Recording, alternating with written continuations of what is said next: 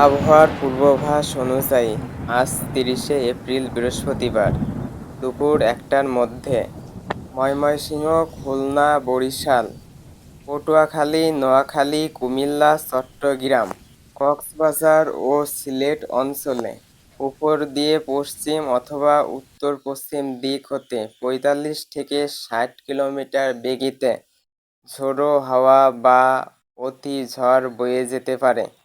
এ সময় বৃষ্টি অথবা বজ্রবৃষ্টি হতে পারে। প্রিয় দর্শক, পরবর্তী আপডেট পেতে আমাদের চ্যানেলটি সাবস্ক্রাইব করুন এবং পাশেই থাকুন।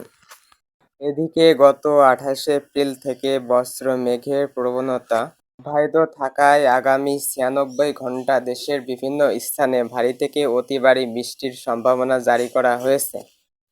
আবহাওয়া অধিদপ্তর থেকে জানায়, রংপুর, রাজশাহী, খুলনা, বরিশাল, ঢাকা, খুলনা ও চট্টগ্রাম ও সিলেট বিভাগের কোথাও কোথাও ২৪ ঘণ্টায় ৪৪ থেকে ৮৮ মিলিমিটার পর্যন্ত ভারী বৃষ্টি হতে পারে এবং ১৮০ মিলিমিটারের বেশি ভারী বর্ষণ হতে পারে।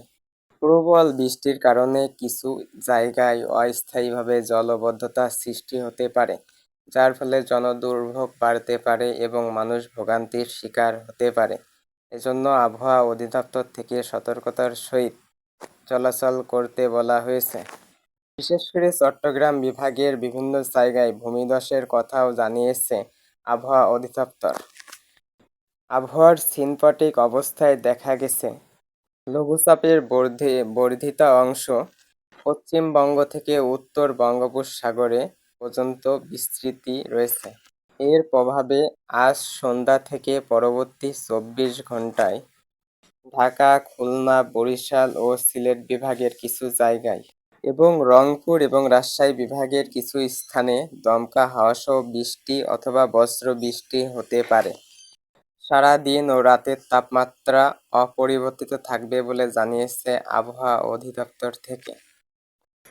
এছাড়া সন্ধ্যা ৬টা থেকে রাত ৯টার মধ্যে বরিশাল, পটুয়াখালী, বরগুনা, ঝালকাঠি, পিরোজপুর, ভোলা, বাগেরহাট, খুলনা, গোপালগঞ্জ, ফরিদপুর, মাদারীপুর, শরীয়তপুর, ঢাকা, পাবনা, টাঙ্গাইল, গাজীপুর, নারায়ণগঞ্জ, নরসিংদী, চাঁদপুর, লক্ষ্মীপুর, সিরাজগঞ্জ, জামালপুর, ময়মনসিংহ, শেরপুর ও এর আশেপাশের জেলাগুলোতে তীব্র বজ্রপাত ও কালবৈশাখী সহ তীব্র বৃষ্টিপাত হতে পারে।